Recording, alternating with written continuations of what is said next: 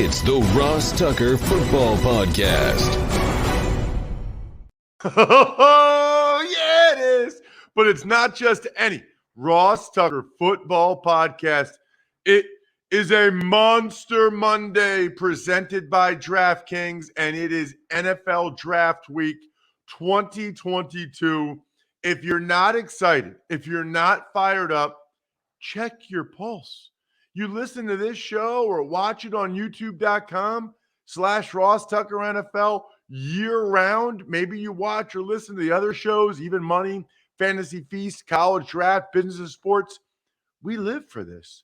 This is the intersection of college football, NFL football, the business of football. I am beyond fired up, and we're going to start the week strong by finishing up our often imitated, never duplicated draft series with the civilian GOAT, Greg Cosell. We'll talk linebackers and safeties, and then we will be done with Greg until next week. So you can go back and listen or watch every episode of Greg breaking down every position if you happen to miss any of them. Meanwhile, we're talking secondary on the college draft today. Emory Hunt has been fantastic. We'll finish up his positional series today as well. So you should binge, watch, or listen college draft and or the GC, Greg Cosell, to make sure you're ready to rock and roll Thursday night, Friday night, and all day Saturday. It's a new week, which means new winners. Love those of you that spread the word via social media. I'm just telling you this week, it's Facebook.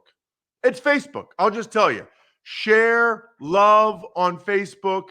That is what I'm looking for. You do that, you got a great chance to win. I want to get that number of people that I don't even know how it works. They like the page or they follow the page, whatever.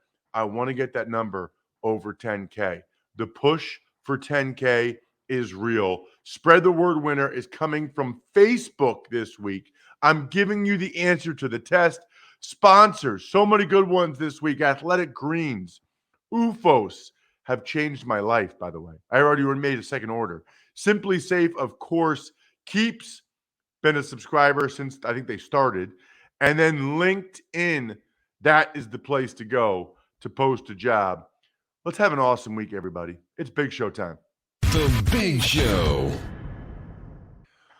All right, Greg, I always sort of have mixed emotions this week, draft week, because I'm excited. I cannot wait for Thursday night. I'll be doing stuff for the Philadelphia Eagles again over at PhiladelphiaEagles.com. Should be awesome. But it's also the last time that I get your breakdown of players before the draft. We're talking linebackers and safeties today, which is interesting, Greg, because I feel like every year we have the same conversation regarding positional value, positional importance. And I feel like we talk about linebackers, off-the-ball linebackers, and safeties the most when we're talking about how valuable certain positions are or are not. And I'm hearing it again this year when people are talking about Devin Lloyd or Kyle Hamilton. That positional value phrase is coming up a lot. Well, I think what the league's going to do is they're going to mandate that these positions that apparently don't have value, they're going to do away with these positions, Ross. And then in the future years, we won't have to talk about linebackers and safeties. They're not going to be part of the game. I love it. I love it. Greg's tongue, of course, planted firmly in cheek. You know what's really interesting, Greg? And you can speak to this, okay?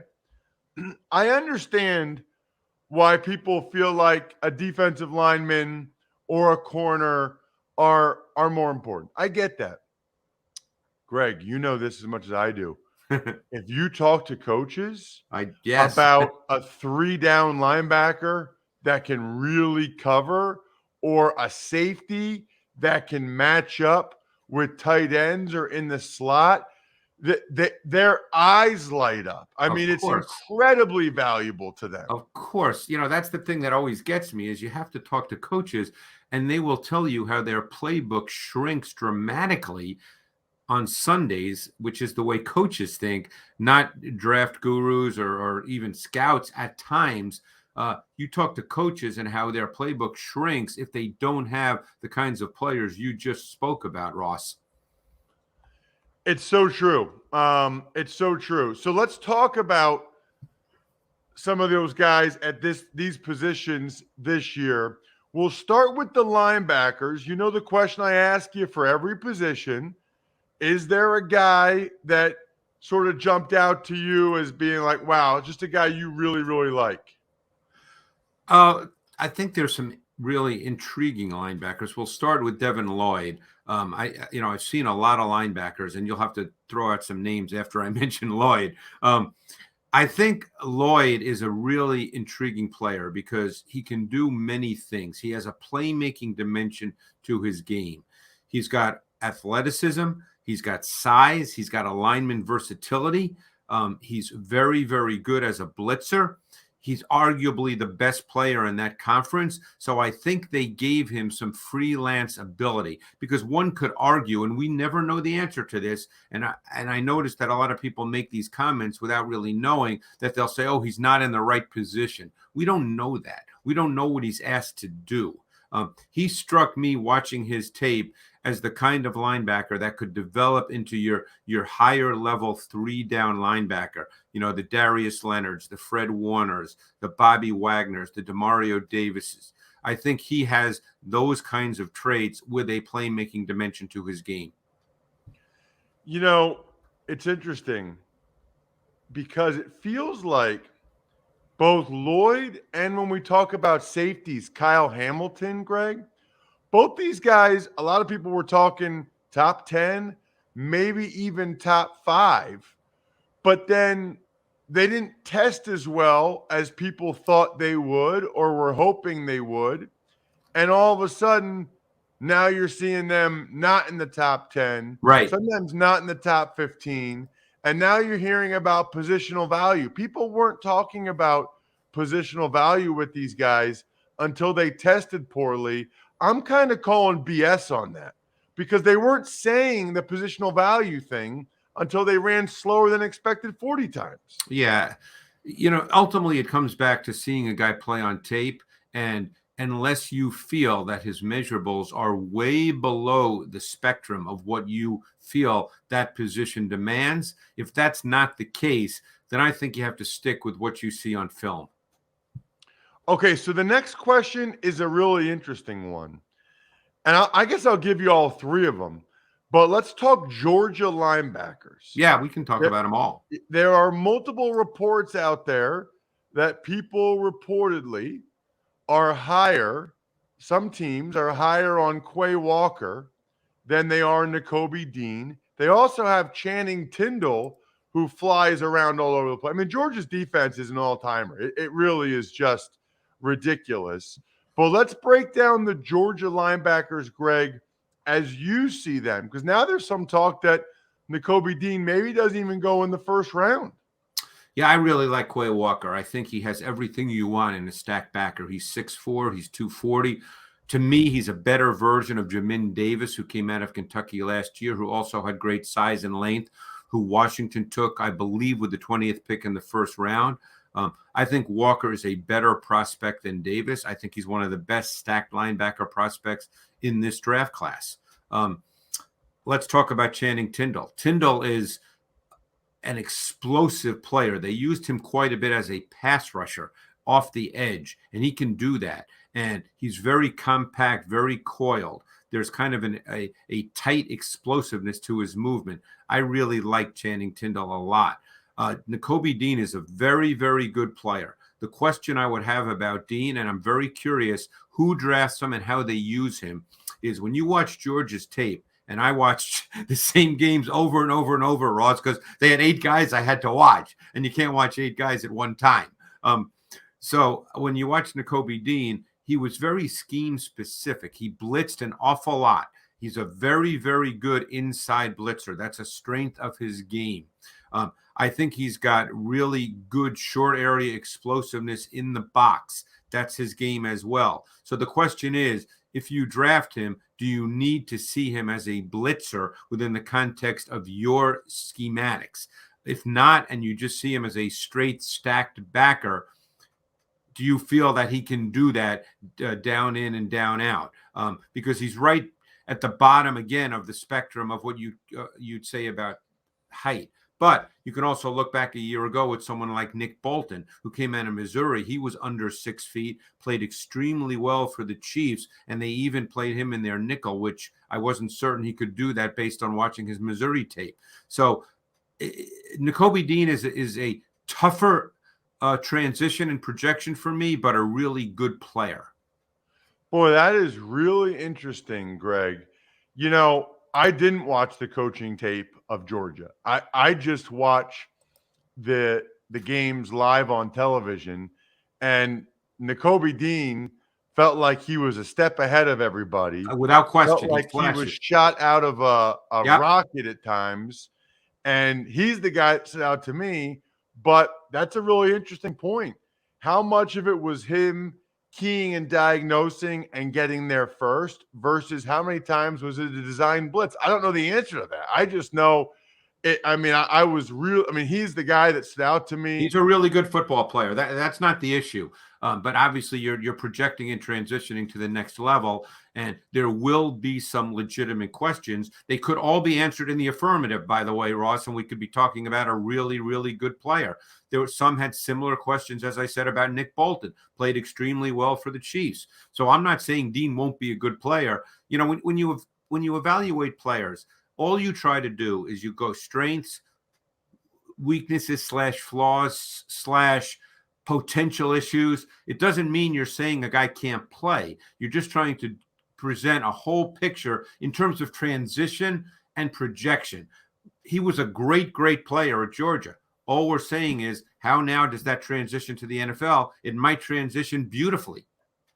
Let's talk about a couple of other SEC linebackers. Christian Harris from Alabama, Clark from LSU. Yeah, it's a shame about Clark, who will not play this year because I guess he had that injury that showed up when he was testing at the combine. But Damone Clark, and we'll get to Harris in a second, Damone Clark was a really, really good prospect, and I'm kind of sad that he won't play. He's got size, length, movement, that profile that NFL teams are absolutely looking for. He's explosive as a mover. He's athletic because he's tall. He's got stride length. He can play inside out, sideline to sideline with speed and range. I wouldn't say he's dominant physicality in the box, and I think it's an area in which he must improve. But I think in today's NFL, you may look at a player's ability to play with speed and range even a little bit more as a desired trait than just being dominant physically within the box. I think that Clark's a very good prospect. Christian Harris, to me, there's a player I really liked. I saw him last summer from the year before. I watched him, of course, this year. Keep in mind, Ross, he was not a linebacker in college, in high school, excuse me. He came out of Baton Rouge, okay? And LSU did not offer him because he played safety and corner in high school. Think about this for a second. So he gets to Alabama, and he starts pretty much right away. So that tells you how smart this kid is to start at a position he'd never played for a Nick Saban defense. And in talking to people, I've heard he's incredibly impressive. And he's got great, great athleticism and movement. I think he's a really higher level prospect for a stacked linebacker. A couple other guys I want to get your thoughts on. You can pick either one, but Chad Muma from Wyoming, Troy Anderson, Montana State. Any thoughts on either one of those guys? Oh, yeah. I watched both those guys in depth. Muma is going to get, as all smaller school guys do, although Logan Wilson, maybe with the Bengals, who also came from Wyoming, might temper that a bit. But Muma will get the level of competition label lobbied at him, of course. I like Muma. He plays fast, he sees it, and he tackles. We forget about the ability to tackle. He took good angles to the ball in the run game. He struck with force. He had really good play speed. Some might view him as a little bit high cut. He's tall. He's 6'3", and that could raise some concerns about his ability to transition and change direction within the box. But I think he's a really good prospect overall. Troy Anderson, Montana State. He's a guy that played linebacker full-time for the first time this past season. He's big. He's over 6'3". He's 240. He's a very good athlete. He can play in a straight line with great speed. And we saw that at the combine. He ran exceptionally well for a man that size. There's very little physicality to his game at this point. That could well be because he has so little experience playing the position.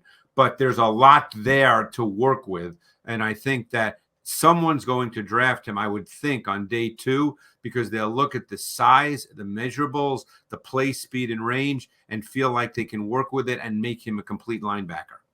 All right, let's transition, Greg, over to safeties, because I've been dying to get your thoughts on Kyle Hamilton from Notre Dame. Yeah, I mean, Kyle Hamilton's a good prospect. There's no question. I mean, I think if anybody said he wasn't a good prospect, they'd be wrong. I think he's at his best playing forward and playing laterally, where his incredible length, which is exceptional for a safety, obviously, as we all know. So his incredible length and his build-up speed, because with that kind of stride length, he can really build up his speed. So that's what you're dealing with Hamilton. I don't think he's at his best playing backwards. And so I don't know.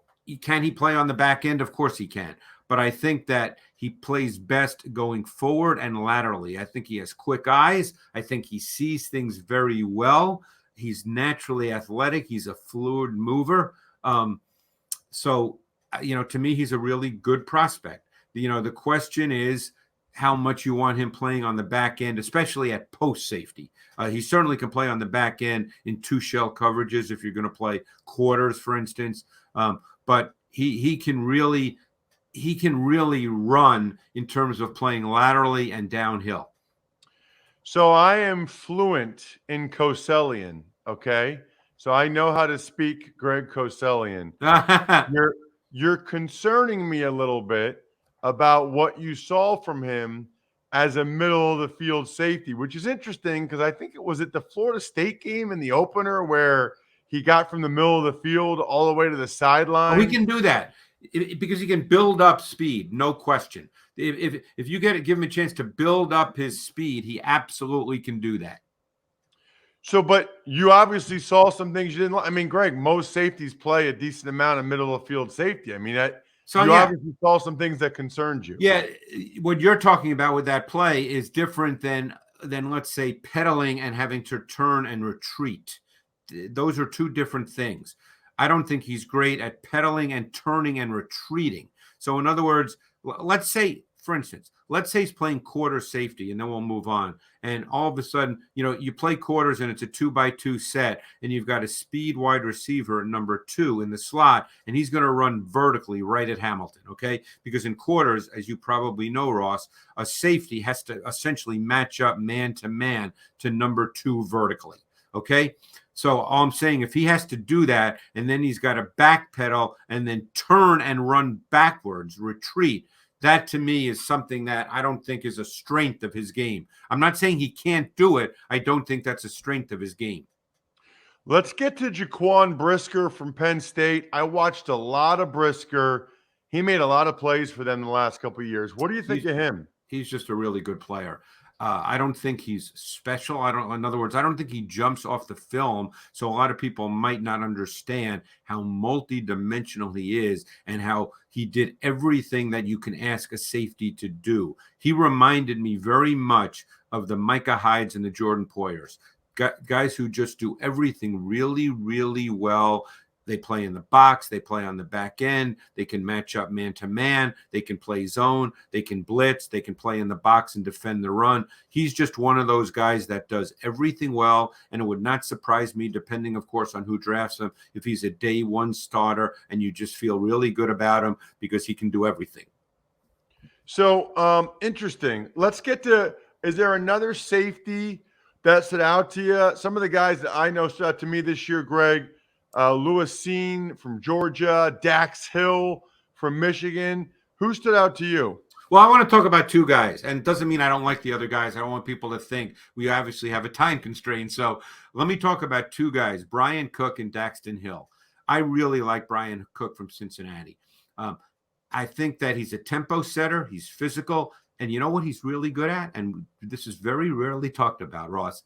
He is a really good tackler when he plays downhill. So many guys now throw their body at runners, and this guy tackles. He squares up. He gets on balance. He gets people to the ground. So Bryan Cook is, to me, is a really good safety prospect. There was some concerns about him matching up man-to-man versus tight ends, which safeties have to do. I personally think he can do that. And I think that Cook is another guy that will start early in his career. Dax Hill, to me, is one of the most overall, not just safety, most overall fascinating prospects in this draft. I don't know if you saw Michigan at all much this year, Ross. He played safety in their base defense, and he played slot corner in their sub defenses. So to me, he fits the NFL game, and there's no question he can line up over the slot. He's long, he's explosive, he's athletic. So you're getting a multi-dimensional player, multi-positional player, and in today's NFL, we know the importance of that. No question. Last one for you. You got to tell me about my boy Lewis Cine. He's like Dean in that every Georgia game I watched, and I guess I'm just partial to guys that lay their body on the line and show. But the way he would run the alley, Greg. Yeah, and he's very long, so he's got great length. He's a high-level competitor. He's another guy that's an attitude guy. You'll want him in your safety room. He's got that urgent playing personality. He brings it on every single snap. He attacks downhill. He pursues with play speed and stride length. He delivers physical strikes and hits. He plays to his time speed. He ran a 4.37 40. He's very straight line and linear. So, again, the question with him is coverage, because if you're talking about being able to turn and run and play backwards, which all safeties have to do at some point, Ross, as you well know, that's a question. It doesn't mean he can't do it. It's a question. But as straight line, linear, play speed, and range, he can do that. At Greg Cosell on Twitter, fantastic job all the way through, Greg. People have a few days now to go through all the positional breakdowns we've done over the last couple months, whether it's wherever you listen to podcasts or youtube.com/Ross Tucker NFL. Should be fun this weekend. Looking forward to talking with you about it next week, Greg. Thanks, Ross. Greg is absolutely a keeper, just like your hair is a keeper. Do you realize 2 out of 3 men experience some form of hair loss by the time they're 35? Hand up. Those of you watching youtube.com/Ross Tucker NFL, my hair is up. I didn't even realize I was starting to lose it a little bit when I was 26. I watched the wedding video now. Either that or I had that much like gel in my hair. I don't know. But I think I was starting to lose my hair then. It's more than 50 million men. That's why, thank goodness, I asked a couple doctors about it early, and they said there's only 2 FDA-approved medications that can prevent hair loss. Keeps offers both. I was already taking both of the medications before Keeps was even a business. So then when Keeps came along, I'm like, okay, sweet. I don't have to go to the doctor once a year for the prescription. I don't have to go to the pharmacy to pick it up. I don't have to go to the store to pick up the topical solution. I love it. Let's do it. Sent right to my house. Perfect. Convenient. Low cost. It's $10 a month. Look, if you're ready to take action and prevent hair loss, go to keeps.com/Ross to receive your first month of treatment for free. That's KEEPS.com/Ross to get your first month free. Keeps.com/Ross. Tuck's Takes. Morning, Ross. Let's start with the Hall of Fame, and we're going to have some more senior candidates over the next 3 years. We are. They the Pro Football Hall, I don't even know what it's like, the Board of Trustees or whatever, whoever it is at the Pro Football Hall of Fame, they said they're going to allow more seniors candidates the next 3 years. I think they realize that, doing one every year. I think that right now it's to be honest with you, I've lost track. It's like one contributor and two seniors candidates 1 year, and then the next year it's the opposite. It's two contributors and one seniors candidate. So they've already increased it. But I think what they're realizing is there's a lot of guys that people feel really strongly about that are deserving. And I think they feel like there's kind of like a backlog, and they want to try to get these guys in because they think they're deserving, and probably, quite frankly, try to get them in before they pass, before it's too late, right? It's not nearly as cool if it's posthumous. So, which, by the way, totally unrelated. That's why one of my goals with myfrontpagestory.com is for everybody to get one of these stories before it's too late for them. I'm literally like, I call senior care communities to try to get them to get these for their work, some kind of program, one a month for free, whatever it is, because I just want people to have these. Like I think they're really special, and I want people to have them before it's too late. I think the Pro Football Hall of Fame wants people to get in before it's too late. Tuck's Takes. All right, moving on. The Bills signed tackle David Quesenberry. Eagles moving J.J. Arthega-Whiteside to tight end. The Bears wide receiver Byron Pringle arrested for reckless driving on a suspended license. And as we talked about Kadarius Toney last week, Giants are now looking to trade him. So, Bryan, how did you know it's Arthega-Whiteside? Because we've been doing this for many years. And we've said his name enough that you've heard me say that? Well, that, and I've done a bunch of Eagles games over the past few years. Yeah. You know what's interesting? My first year doing the Eagles preseason games was his rookie year when he was a second-round pick. And everybody, Philly radio, Arcega-Whiteside. Well, we get in the first production meeting, and they're like, it's actually Arthega. It's like the Castilian Spanish or something. I don't know. It's Arthega. So then the first preseason game, we're calling him Arthega-Whiteside. And I'm getting all kinds of tweets, Bri. Like, why are you saying Arthega? Why? Like, and I think we might have even brought it up at some point on the air because nobody else had heard it be Arthega at that point. So I'll tell you this much. Color commentators, play-by-play guys, they usually know because they have the meetings and they see the pronunciation guide, and they talk to people. So anyway, I think that's a good move for him. He just doesn't get separation as a receiver. I think as a tight end, he might be able to get more separation, and he's a very willing blocker.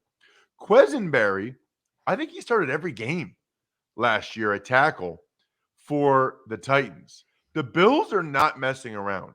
The Bills are making sure they have Super Bowl caliber depth. They're making sure that if they lose a guy, maybe even two at a position, they still have a guy they can win with. I love it. I love what the Bills are doing. Love them bringing in Quesenberry. A little surprised that the Titans, I guess, didn't make a bigger effort to bring him back. Pringle is a guy that made a bunch of plays for the Chiefs. Some of these things, suspended license. I mean, why are you driving at all on a suspended license, let alone reckless driving? You forget sometimes that these are young men in their 20s, on top of the world. They feel like they're but wow. And then Giants trying to trade Kadarius Toney. That is about as big of a red flag as you can have. I mean, they took him in the first round last year. This is the guy that Urban Meyer was upset about that they didn't get. That Urban Meyer said publicly, yeah, I'm really upset we didn't get the other guy. Which is, by the way, a moronic thing to say publicly, because then you took Travis Etienne. Why would you say that, Urban? And by the way, now it makes him look even worse because the guy Urban Meyer really wanted is such an issue for the Giants, they're willing to move on from him after a year. Tuck's Takes. In addition to the draft, the other big event in the spring for the NFL is the NFL schedule, and they've announced it's going to be released on May the 12th. Looking forward to. I actually have a speaking engagement that night, so I won't be ready to fire off hot takes or tweets when it happens. But I am looking forward to the schedule release. Believe it or not, the most important part of the schedule release to me is the preseason release. So I know when those Eagles games are that I'm doing. But I like seeing the release. I like seeing the primetime games and what potential Westwood 1 games I might get, international. It's exciting. Tuck's Takes. Tom Brady restructures his contract with the Bucs. That frees up $9 million in cap space. Right. That was probably Tom's idea. Hello. He's still a free agent after this year. And look, there's a chance he plays somewhere else after this year. I mean, who knows? Maybe somebody does give him ownership, like these reports out of Miami. But Brady's like, we got to do whatever it takes to have the best team possible. So give me some void years, restructure it, void years, whatever. I don't care. We got to be ready to roll because that's what Tom Brady does. Speaking of ready to roll, I mentioned it earlier. I'll mention it again. As a small business owner, you or me, we're juggling 100 balls in the air. And I know you don't have time to interview candidates who aren't qualified for your role. Listen, I just interviewed 10 people for Penn State interns for this summer. I get it. That's why LinkedIn Jobs is amazing. It makes it easier to find people you actually want to interview faster. I know a bunch of you have small businesses. I know some of you work in HR. Small businesses rate LinkedIn Jobs number 1 in delivering quality hires versus leading competitors. It's really simple. They have screening questions that make it easy to focus on candidates with just the right skills. Look, there's over 770 million people there on LinkedIn. LinkedIn Jobs helps you find the candidates you want to talk to faster. Did you know every week nearly 40 million job seekers visit LinkedIn? Post your job for free at linkedin.com/Ross. That's linkedin.com/Ross to post your job for free. Terms and conditions apply. Let's do an email, Bryan. Ever wanted to ask an NFL player a question? Well, here's your chance. It's time to Ask Ross. Email address, ross@rosstucker.com. Love getting your emails as often as I can. Please take advantage of any of our glorious sponsors or become a patron or get a My Front Page story for Mother's Day. Send it to me, ross@rosstucker.com with a question. I guarantee to read and respond to it on the show. Today's question from our good friend Tuckheads Jay. It says, hey, Ross, a friend of mine's son is 13. He's playing center and D tackle. He wants to grow up to be an NFL offensive lineman. What should he work on the most? And what advice would you give him to help try and make the NFL? So, good question. And by the way, Tuckheads Jay is prolific on our private Slack channel. If you are a Tuckhead member of patreon.com/RTmedia, you get to be part of the private Slack channel that Bryan and I chat on pretty much every day. I'm like every day. And I don't think anybody is on there as much as Tuckhead Jay. He's amazing. So, there's a lot of genetic aspects of obviously being an NFL offensive lineman from a size and athleticism standpoint. Not much you can do about that. What you can do is really 3 things. Number 1, lift your legs. Get stronger legs. It's really that simple. It's hard to be an NFL offensive lineman unless you have a thick, powerful lower body and core. Work your core, work your legs. It allows you to weigh more. It allows you to be heavier and more powerful. Work your legs. That's number 1. Number 2, feet. Work your feet. Jump rope, dot drill, ladder. You need to have as quick of feet as possible. So powerful lower body, work your feet, and then last but not least, work offensive line technique. Watch videos. I'm sure they got stuff on YouTube where you learn how to use your hands, the proper footwork, and work it over and over and over again so that you have the muscle memory that allows you to succeed. Shout outs: Pizza Boy Brewing, Sporticulture, HumanHeadNYC.com, SteakhouseSports.com, Go-Bengals.com, Evergreen Economics, and we are scheduled to have a Pro Football Hall of Famer on Wednesday's Ross Tucker Football Podcast. Cannot wait to ask him a bunch of questions about his draft venture, his draft journey. Other than that, check out the college draft. It's time to binge watch or binge listen. Don't listen. Listen. I think we're done here.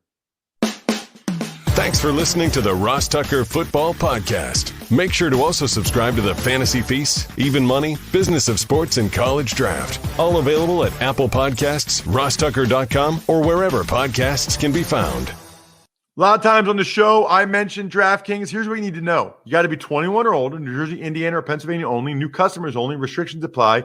See DraftKings.com/sportsbook for details. Gambling problem, call 1-800-GAMBLER, or in Indiana, 1-800-9-WITH-IT. By the way, if what I was talking about included a deposit bonus, doesn't always, sometimes it does. Deposit bonus requires 25 times playthrough, and deposit bonuses are paid out in site credit.